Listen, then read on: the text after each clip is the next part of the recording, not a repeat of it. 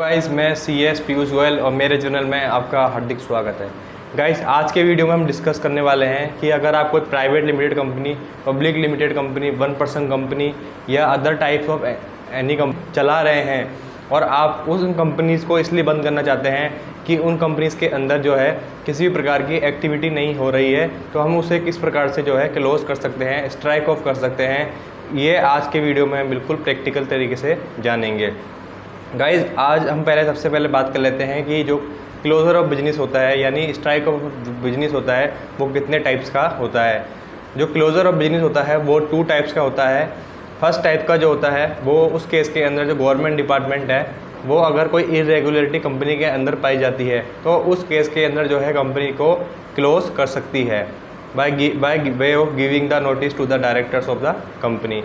And second method is अगर कोई भी डायरेक्टर्स हैं कंपनी के या मैनेजमेंट है कंपनी का, शेयर होल्डर हैं जो कंपनी के, उनको ये लग रहा है कि कंपनी अब प्रॉफिटेबल नहीं है या अभी कंपनी में काम करने के लिए कोई बिजनेस नहीं है या कंपनी जो है बिजनेस नहीं कर रही है पिछले कुछ सालों से, तो उस केस के अंदर वो जो शेयर होल्डर है और बोर्ड ऑफ डायरेक्टर है अगर वो म्यूचुअली डिसाइड करते हैं कि हमें कंपनी को क्लोज़ करना है तो इस टाइप के क्लोज़र को कहा जाता है वॉलेंट्री स्ट्राइक ऑफ। जैसा कि मैंने आपसे डिस्कस किया कि स्ट्राइक ऑफ 2 टाइप्स के होते हैं। एक होता है गवर्नमेंट अथॉरिटीज़ द्वारा strike off and second is जो share holder and board of director मिलकर करते हैं, is a voluntary strike off. Guys, आज के वीडियो में हम ये भी जानेंगे कि जो स्ट्राइक ऑफ है किस किस सिचुएशन में गवर्नमेंट द्वारा किया जा सकता है और किस किस सिचुएशन में जो है आप यानी मैनेजमेंट एंड जो है शेयर होल्डर किस प्रकार से जो है स्ट्राइक ऑफ कर सकता है।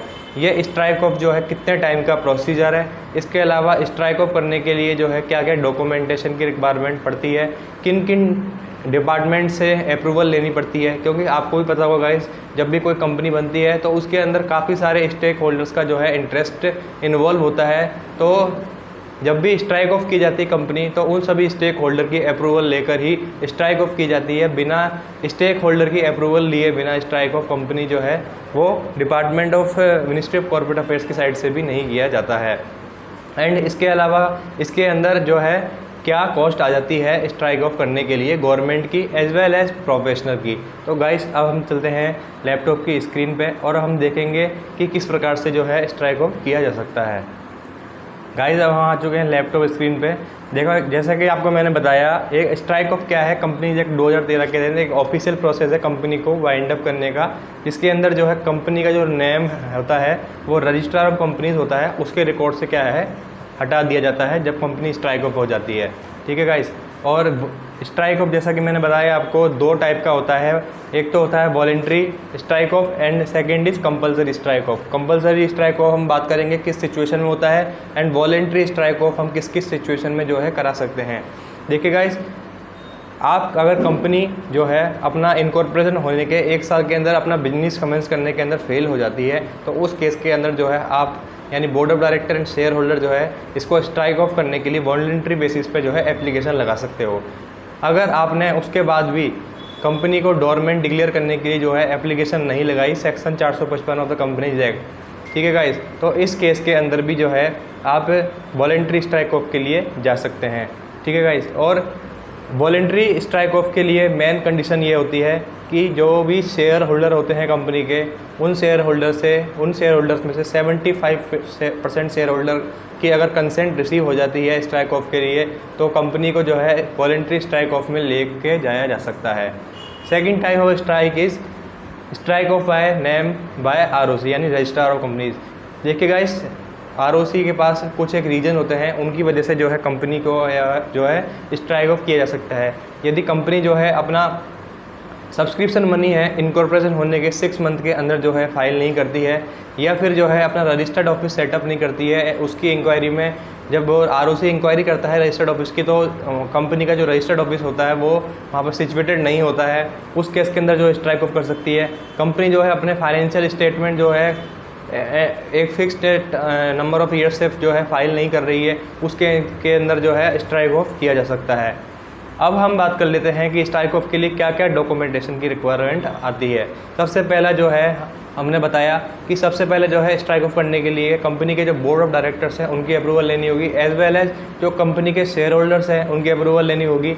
इसके अलावा कंपनी के जो भी प्रीवियस ईयर के फाइनेंशियल स्टेटमेंट है वो फाइल्ड होने चाहिए, किसके पास, रजिस्ट्रार ऑफ कंपनीज़ के पास, यानी कंपनी की जो जितने भी साल बने हुए हैं वो सब उन सब पीरियड्स की ऑडिट हो गई हो फाइनेंशियल स्टेटमेंट की। एंड इसके अलावा जो है उन फाइनेंशियल स्टेटमेंट को रजिस्ट्रार ऑफ कंपनीज़ के पास फॉर्म AOC फॉर MGT 7 के थ्रू फाइल कर दिया गया हो, यानी एनुअल फाइलिंग जो है कंपनी की पेंडिंग नहीं होनी चाहिए। अगर वो पेंडिंग है तो उस केस के अंदर जो है कंपनी का स्ट्राइक ऑफ नहीं किया जा सकता।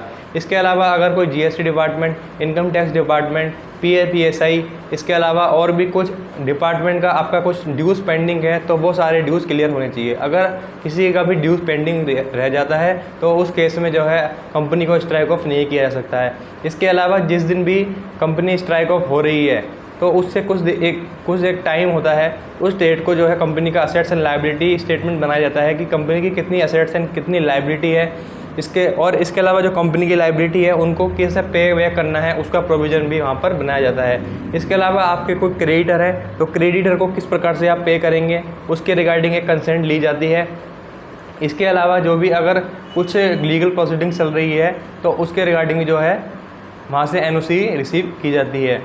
जैसा कि हमने पहले ही बताया था कि प्रोसीजर क्या है, सबसे पहले आपको बोर्ड मीटिंग कंडक्ट करनी होगी, सेकंड लायबिलिटीज एक्सटिंग्विशमेंट होगा, third is ordinary general meeting conduct होगी, fourth is approval from concern authorities, fifth is application to ROC। This is the last step, after that the company will be strike of.